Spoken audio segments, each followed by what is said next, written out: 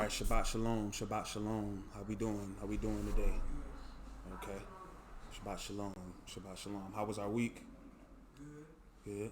What did you do? Yeah. What you do? How was school or work? Should I say? It was good. What they have you doing down there? Hey. They had me doing scanning blueprints on the cards Okay. and checking on the computer. Oh, okay. Cool. Cool. Cool. How was your week? Good. Spent it with your mom. Okay. Okay. Cool. Cool. Cool. How's school going? Yeah. Okay. Okay. All right. Well, I guess we can get off into this lesson. We're gonna recap from last week real quick. So last week we talked about the lesson was about steadfast. You remember what steadfast mean? A little bit. What does it mean? What does it mean? Try to give it a shot. About being non-vigilant. No, actually, it would be steadfast would be more of the opposite, but it would be being firm. Remember that we talked about that being firm in the walk. We're talking about in regards to your spiritual walk, following the Mashiach, right?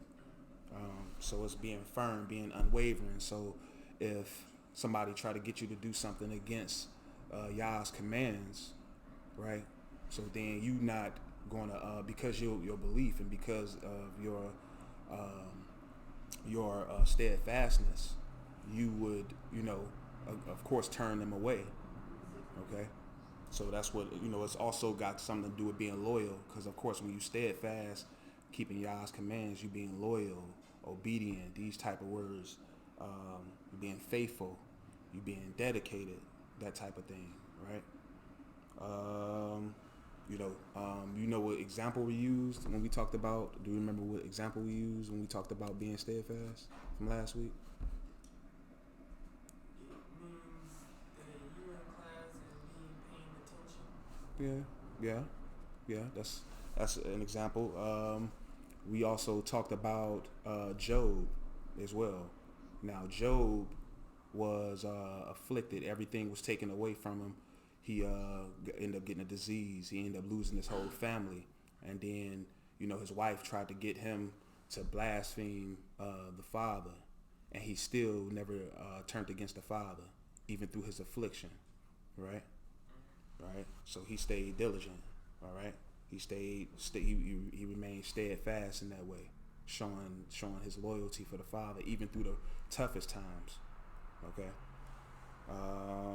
Okay. So now let's go into today's lesson. All right. Today we're talking about murder. All right. So first we're going to open up to Exodus 20 and 13.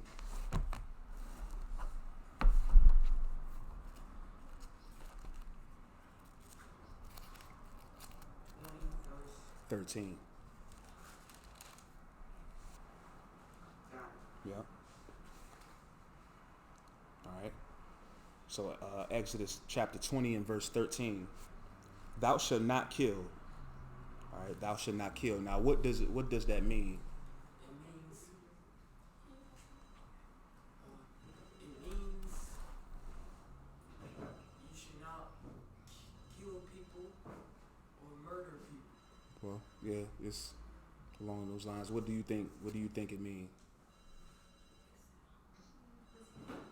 Same thing. Say that again. Yeah. So when we talk about murder, all right, because throughout the history of the Bible, you see that over a course of time, you saw Yah telling, like for example, you saw Yah tell Saul to, after they was comfortable in the land, he told Saul to go and kill the Amalekites. Now, even though he didn't fully complete his mission, but the fact of the matter is, Yah told him to go kill the Amalekites, right? But that wouldn't necessarily, even though they are dying off because he's sending Saul and the Israelites against them, that wouldn't necessarily be murder. Murder would be when a person rise up. Say if I'm say if it's me, and say if you break into my house, right? And in the midst, I catch you breaking into my house, and then you kill me, right? That is murder because it happened while you was doing something illegal. All right. But let me ask y'all now, if it's the other way around, and say if you broke into my house and I caught you, and then I end up killing you, then how is that actually murder? It's not murder. Now, why do you say that? Because it was in self-defense, right? So, which leads me, let's go to Exodus 22 and 2.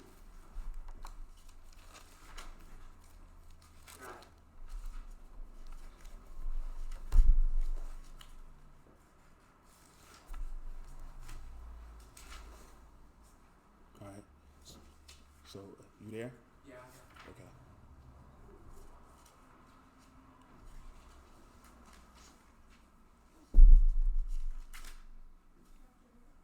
Exodus 22 and verse 2.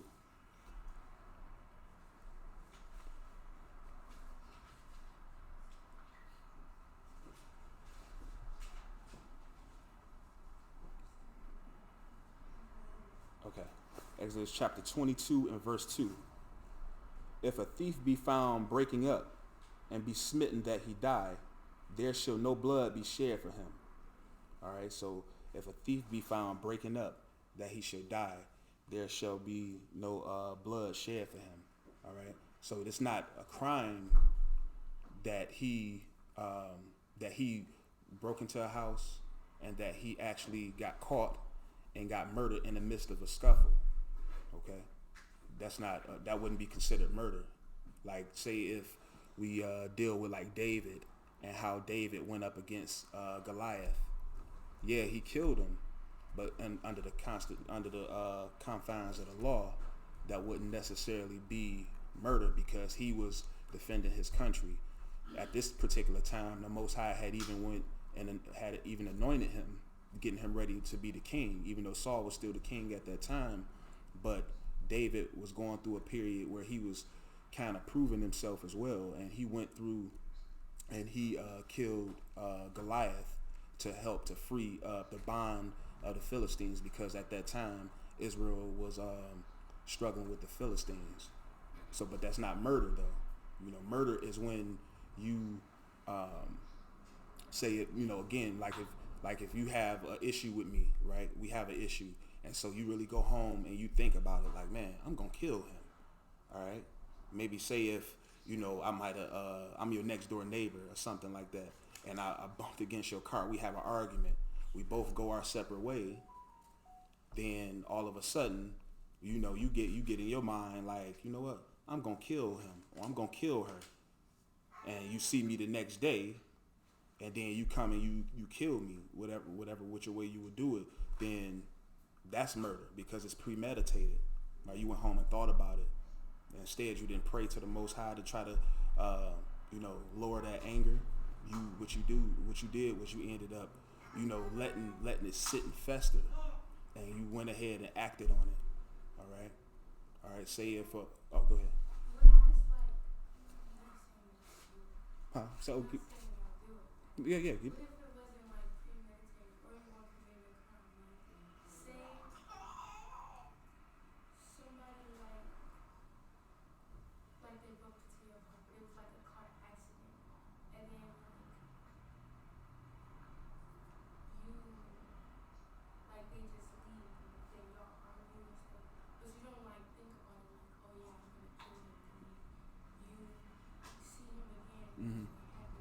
Mm-hmm. Right. So let me get this straight. So you saying if you see him again and y'all end up getting into it? Again, after he broke into your car, she broke into your car, and y'all was arguing the first time. See, that's the thing. All depends on how it happened. You know what I mean? So now, if you initiate the situation and you kill him, yeah, it's murder. But if you don't initiate it and that person approach you, well, then all you're doing is defending yourself. So no, it's not murder. It's not murder in the Bible. Neither is it murder in the law of the land here in America.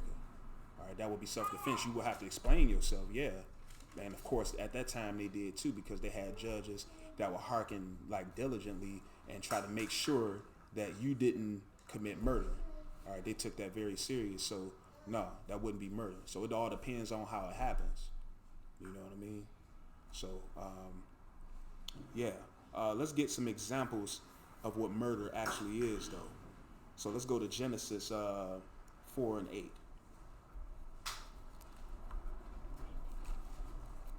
I would go before that, actually. Got it.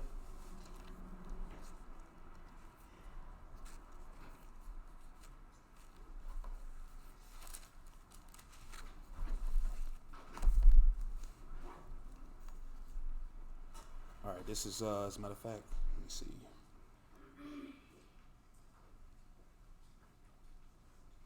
Here, we'll start at 1. We'll start at 1. Start at verse 1. So Genesis 4 and 1.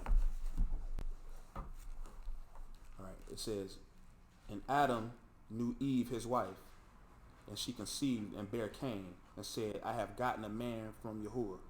And she again bare his brother Abel. And Abel was a keeper of sheep, but Cain was a tiller of the ground. And in process of time, it came to pass that Cain brought of the fruit of the ground an offering unto Yahuwah. And Abel, he also brought of the firstlings of his flock, and of the fat thereof. And Yahuwah had respect unto Abel and to his offering. So Cain brought an offering, but it wasn't his best. But Abel brought the firstlings of his flock. He was a keeper of flock. Cain was a tiller of the ground. And Yahuwah had respect unto Abel and to his offering. Verse 5. But unto Cain and to his offering he had not respect. And Cain was very wroth, and his countenance fell. And Yahuwah said unto Cain, Why art thou wroth? And why is thy countenance fallen? If thou doest well, shalt thou not be accepted? And if thou doest not well, sin lieth at the door. And unto thee shall be his desire, and thou shalt rule over him. And Cain talked with Abel his brother. And it came to pass, when they were in the field, that Cain rose up against Abel his brother, and slew him. So Cain rose up against Abel and slew him. Did not have a legitimate reason. So it was like, it was premeditated. It doesn't give a reason why, Cain actually rose up against his brother, probably jealousy. And so it wasn't like they was in a scuffle that Abel attacked him and then Cain knocked him out. Cain killed him. It was, they was talking in the field. Cain rose up and slew his brother. So not only did he commit murder, but he wasn't loving his brother as he loved himself. So that also falls under that umbrella in this situation, right? Let's go to, so that's one example. Let's get another one. Go to 2 Samuel. 2 Samuel, we'll start at chapter 11. 2 Samuel 11.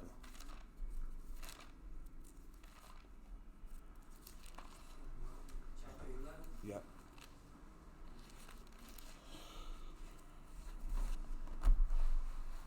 Got it. Okay. 2 Samuel 11 and verse 1. And it came to pass, after the year was expired, after the time when kings go forth to battle, that David sent Joab and his servants with him, and all Israel, and they destroyed the children of Ammon, and besieged Rabbah. But David tarried still at Jerusalem. And it came to pass in an evening tide that David arose from off his bed, and walked upon the roof of the king's house. And from the roof he saw a woman washing herself, and the woman was very beautiful to look upon. And David sent and inquired after the woman. And one said, Is not this Bathsheba, the daughter of Eliam, the wife of Uriah the Hittite? So Bathsheba was Uriah, the wife of Uriah the Hittite. Shalom, how you doing? All right. So she already was married. And David, verse 4, and David sent messengers and took her. All right, so David, after coveting, all right, he inquired about her, which is not a crime But what he did wrong was he still went and had his messengers take her, and then had them bring him to her. And watch this. And the woman conceived and sent and told David and said, I am with child. Now this, David has committed a major sin at this point. Shabbat shalom, Shabbat shalom. Hey. David has committed a major sin at this point, right? And verse 6, and David sent Joab, saying, send me Uriah the Hittite. And Joab sent Uriah to David. And when Uriah was come unto him, David demanded of him how Joab did, and how the people did, and how the war prospered. And David said to Uriah, go down to thy house and wash thy feet. Now David is trying to cover up his sin now. So he's trying to get him, she let him know that she had conceived and that she was pregnant. And so now David is trying to get Uriah to go down and lay with his wife. So it could appear that it's his, that the baby is his, that she about to bring forth. And when Uriah, in verse 8, and David said to Uriah, go down to thy house and wash thy feet. And Uriah departed out of the king's house, and there followed him a mess of meat from the king. But Uriah slept at the door of the king's house with all the servants of the Lord, and went not down to his house. And when they had told David, saying, Uriah went not down unto his house, David said unto Uriah, camest thou not from thy journey? Why then didst thou not go down unto thine house?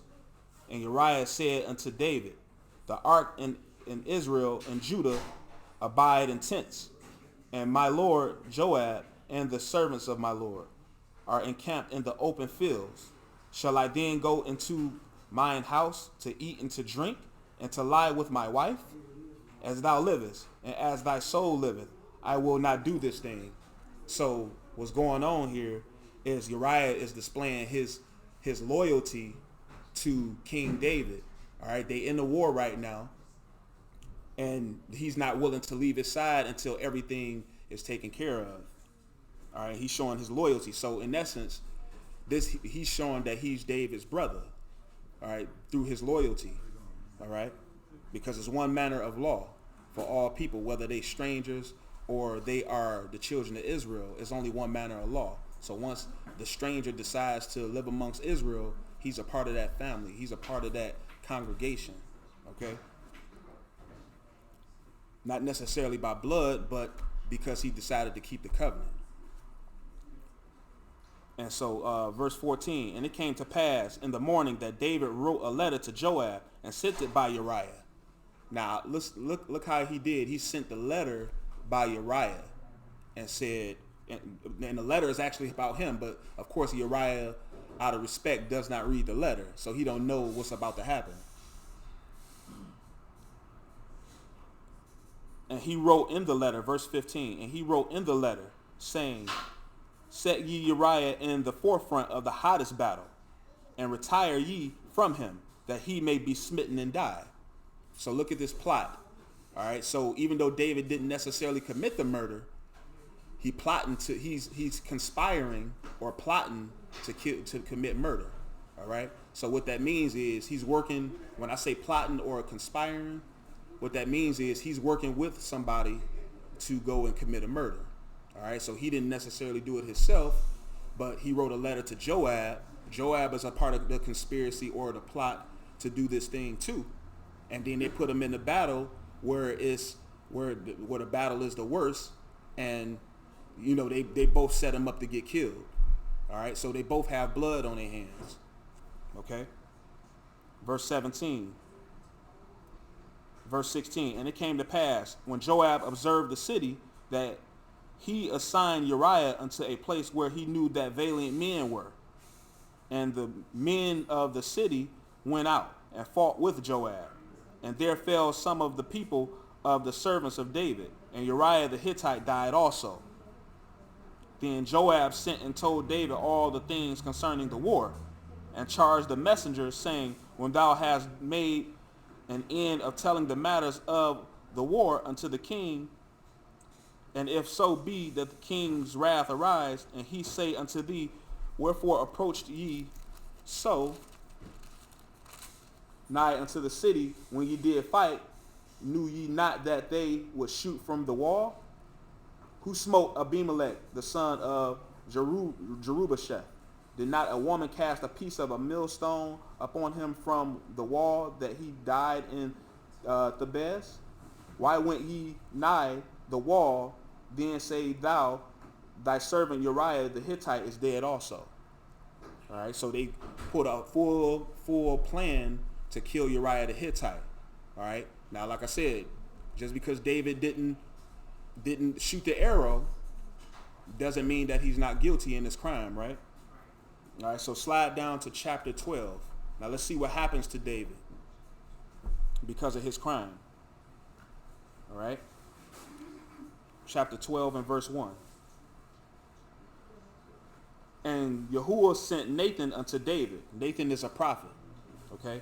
And he came unto him and said unto him, there were two men in one city, the one rich and the other poor. The rich man had exceeding many flocks and herds. So the rich man had exceeding many flocks and herds. But the poor man had nothing, save one little ewe lamb, which he had brought and nourished up, and it grew up together with him and with his children. It did eat of his own meat, and drank of his own cup, and lay in his bosom, and was unto him as a daughter. And there came a traveler unto the rich man, and he spared to take of his own flock and of his own herd, to dress for the wayfaring man that was come unto him, but took the poor man's lamb and dressed it for the man that was come to him. All right, so he's giving David a parable, and look how David reacts, not even considering that this is talking about him. Verse 5. And David's anger was greatly kindled against the man, and he said to Nathan, as Yahuwah liveth, the man that hath done this thing shall surely die, and he shall restore the lamb fourfold, because he did this thing, and because he had no pity. So David want to punish this man after hearing this parable, and he wants to make him pay fourfold, right? Even though he sinned himself. Look at the hypocrisy, right? And then verse 7, and Nathan said to David, thou art the man. So Nathan tells him that he's the person that fits this parable that he just gave to him. Thus saith Yahuwah, Elohim of Israel, I anointed thee king over Israel, and I delivered thee out of the hand of Saul.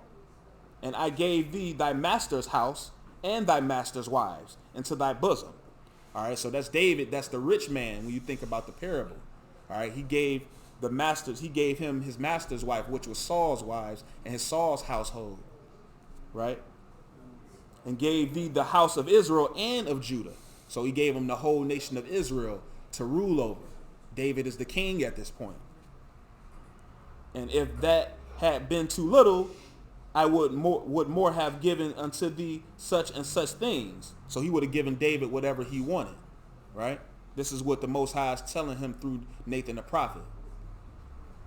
Verse 9, wherefore hast thou despised the covenant, the commandment of Yahuwah, to do evil in his sight?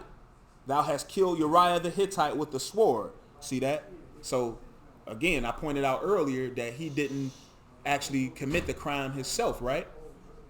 If he didn't,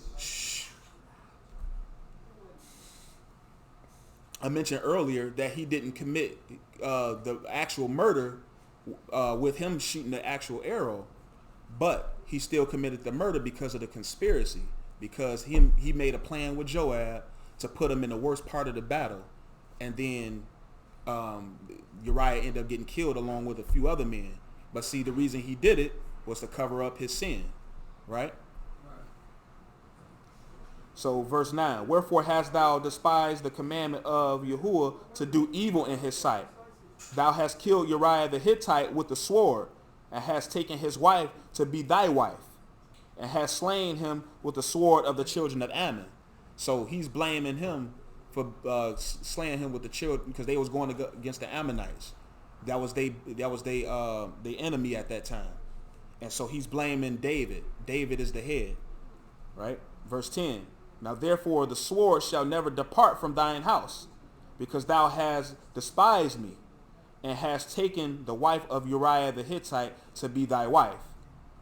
Thus saith Yahuwah, behold, I will raise up evil against thee out of thine own house, and I will take thy wives before thine eyes, and give them unto thy neighbor, and he shall lie with thy wives in the sight of this son.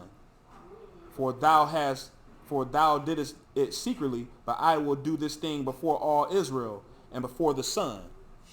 And David said unto Nathan, I have sinned against Yahuwah. And Nathan said unto David, Yahuwah also hath put away thy sin. Thou shalt not die. So he recognized, he repented at that point. He was sorry that he committed the sin. All right.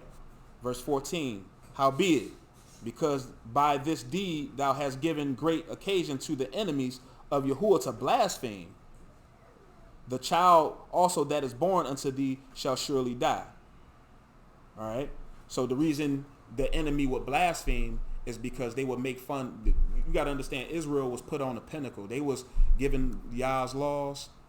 And now when a sin like this happened, you have the enemy that would speak against the Most High in Israel, all right, who he chose for his seed in a disrespectful, derogatory way. All right. Verse 15. And Nathan departed unto his house, and Yahuwah struck the child that Uriah's wife bare unto David, and it was very sick. And David therefore besought Elohim for the child, and David fasted and went in. So David did not eat any food or drink any drink, and went in and lay all night upon the earth. And the elders of his house arose and went to him to raise him up from the earth, but he would not, neither did he eat bread with them. And it came to pass on the 7th day that the child died, and the servants of David feared to tell him that the child was dead. For they said, behold, while the child was yet alive, we spake unto him, and he would not hearken unto our voice. How will he then vex himself if we tell him that the child is dead? But when David saw that his servants whispered, David perceived that the child was dead. Therefore David said unto his servants, is the child dead? And they said, he is dead. So David's punishment was, he was threatened at first that, well, it ended up happening later that his wives slept with his sons. But what happened here was that the Most High decided not to put him to death, and instead he struck the child. All right. So an example of what is not murder, even though people may go to war. Let's go back to Genesis. Remember, everything that happens, we have to distinguish between. We have to show what's the difference between what murder is and what like self-defense is, and what like if the Most High sing you into a war, that's not necessarily considered murder. If he charge us not to commit murder, he's also not going to commit murder. He'll put people to death, yeah, but remember, the definition of murder is when a person has a problem with another person, and they rise up against that person without a righteous cause against them. Like if you attack me and I defend myself and you end up getting killed, then that might not be murder, as opposed to you breaking into my house, doing a home invasion, and then going ahead and killing me. When you say a righteous cause, like, what do you mean by that? Well, because like with the Most High, so the Most High, something. Okay, so I'll just give you an overview. So with the children of Israel in Exodus 17, Amalek attacked the children of Israel from behind, attacked the women and children. So they end up going to war at that time with the Amalekites. Then later on, as Moses was given the law, what was written into the law was that once Israel had rest on all sides, that they would have to wipe out the Amalekites. The Most High never forgot that. So during the time of Saul, what happened was Saul was charged to now you have rest on all sides. Now I need you to go up against the Amalekites and utterly destroy everything. He didn't complete that mission, right? So the righteous cause was for the Most High, because he told him he didn't like the fact that they was attacked in the wilderness when they hardly had anything, and then now that they have rest and Israel is strengthened, they have rest in their land. He sent them to go against the Amalekites, and he didn't. Saul didn't complete the mission, but that would be considered a righteous cause, because the Most High charged them to commit the murder because of what they did. Anything the Most High charges to do is righteous. I mean, he's pure. There's nothing defiled about the Most High. So you had to. Well, I kind of got what you understood. I didn't catch the end part when you saw in the world. Somebody came in the house and killed me. But actually what you were saying there, if you kill someone in self-defense, it's not murder. Right. It's literally self-defense. It's literally self-defense. And supposed to them coming in and doing a home invasion. That's murder. Okay, And that's not only, I understand, that's not only in scripture. That was a law written in Exodus 22. I read that to him earlier, but see, that was also that's also the law in the land. You know what I mean? It get a little bit more technical. They try to throw their thing in there. If he's running out the house, then you can't shoot him in the back. That type of thing. Right. But if you get into a scuffle and you kill him, that's not considered murder. Because he's attacking you. He broke into your house. Right. And that's a home invasion. Like, he can't break into your home and attack you. You have the right to defend yourself. That's correct. Right? So, we was going to read one more. We was going to read, give another example of what's not considered murder. So we're going to go to Genesis. Let me see.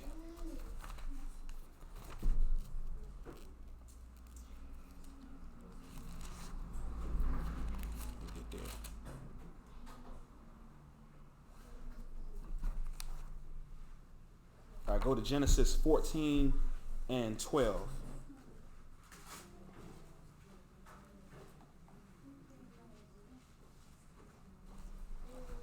As a matter of fact, we can read all the way through so we can get the full context. We'll read it, and then we'll just wrap it up with this. Genesis 14. Now, this is an example of what's not murder right here. So we go to the beginning? Yeah, we're going to start from the beginning.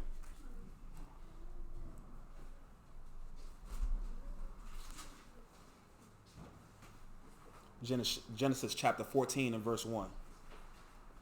And it came to pass in the days of Amraphel, king of Shinar, Arioch, king of Elasar, Shadolamar, king of Elam, and Tidal, king of nations, that these made war with Berea, king of Sodom, and with Bersha, king of Gomorrah, Shinab, king of Admah, and Shemeber, king of Zeboim, and the king of Bela, which is Zoar.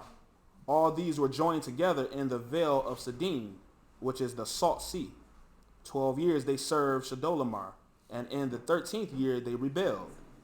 And in the 14th year came Shadolamar, and the kings that were with him, and smote the Raphims in Ashtaroth Karnaim, and the Zuzims in Ham, and the Emims in Shaveh, Kiriathaim, and the Horites in their mount Seir, unto El Paran, which is by the wilderness.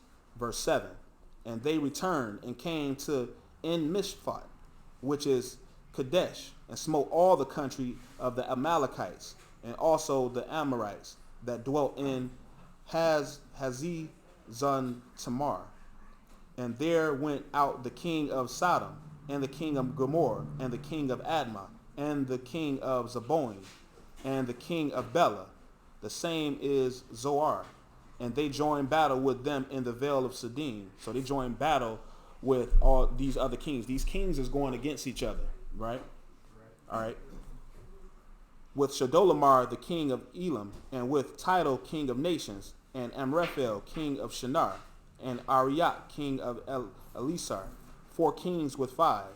And the vale of Siddim was full of slime pits, And the king of Sodom and Gomorrah fled and fell there. And they that remained fled to the mountain. And they took all the goods of Sodom and Gomorrah.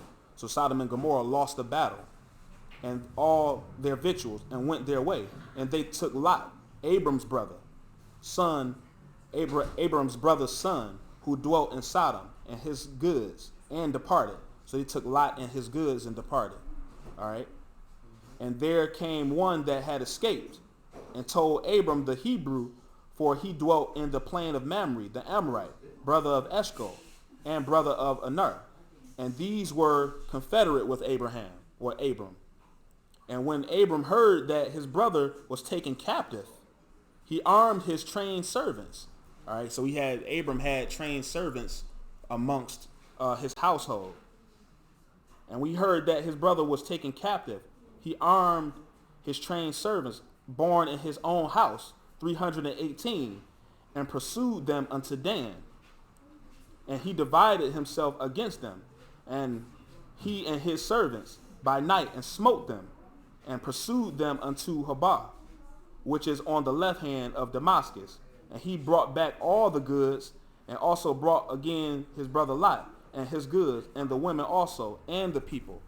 And the king of Sodom went out to meet him after his return from the slaughter of Chedorlaomer, and of the kings that were with him, at the valley of Shavah, which is the king's dale. So Abram went and rescued Lot and his belongings, and slew the king of Chedorlaomer. Now that wouldn't be considered murder, because he went in to get his, the Most High first was with him, and he went to get his brother Lot back. All right, so that's an example of that not necessarily being murder. His brother was taken, and he had to go to war to save his brother. All right, and we know that the Most High was with him, so of course the Most High was guiding him within that war, right? Right, because you said it was 300 of them. 318. That probably was 1,000. And I was going to mention it. That if we kept this law, that we could, that 100 can make 10,000 run. Remember Gideon? He had to be with them. Yeah. To be able to do what they did. Yeah. That was Gideon that had ended up having 300 men to go against their enemy at that time, right? When you read Judges too, so it's kind of similar. You know what I mean? As long as the Most High is with you, it don't matter how many you got with you. He's going to cover the rest. That's right. So pretty much that's it. Guess we got our hallelujahs. There's only a few of us in here. We'll just do one good one. All right. On the count of 3, let's get a good one, y'all. 1, 2, 3. Hallelujah! All right. Many people in here, that was pretty powerful. Yeah. Right. All right. Shabbat shalom.